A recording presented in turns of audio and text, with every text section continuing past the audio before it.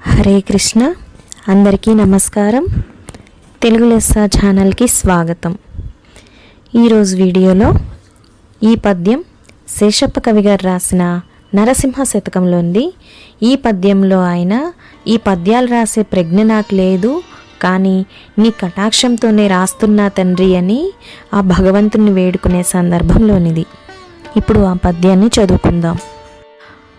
పద్మలోచన సీస పద్యముల్ని మీద జప్పబూని తినయ్య చిత్తగింపు, గణయతి ప్రాస లక్షణము చూడగలేదు, పంచకావ్య శ్లోక పఠనలేదు, అమరకాండత్రయం బరసి చూడగలేదు, శాస్త్రీయ గ్రంథముల్ చదవలేదు, నీ కటాక్షంబుననే రచించెదగాని ప్రజ్ఞ నాయది కాదు ప్రస్తుతింపా, దప్పు గలిగిన సద్భక్తి తక్కువౌనే, చెరకునకు వంకపోయిన జడుని తీపి, భూషణ వికాస శ్రీ ధర్మపుర నివాస, దుష్ట సంహార నరసింహ దురిత దూరా. భావం: ఆభరణముల చేత ప్రకాశించువాడా, శ్రీ ధర్మపురిలో నివాసముండువాడా, దుష్టులను సంహరించేవాడా, పాపములను దరిచేరనియనివాడా, ఓ నరసింహస్వామి, నీపై సీస పద్యములు రాయతల్చితిని వినుము తండ్రి.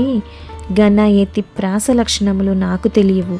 పంచకావ్యములైన కుమార సంభవము, రఘువంశము, కిరాతార్జునీయము, శృంగార నైషధము, మాఘముల శ్లోకములను నేను చదవలేదు.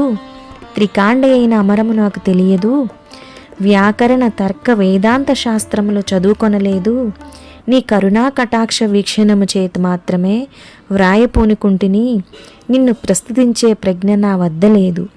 తప్పు కలిగిన నా సద్భక్తి తక్కువగునా, వంకరగానున్నను చెరకుగడ తీపి చెడునా చెడదు, అటులనే నా భక్తి కూడా తప్పిపోయినను ఇసుమంతయు తగ్గదని భావం.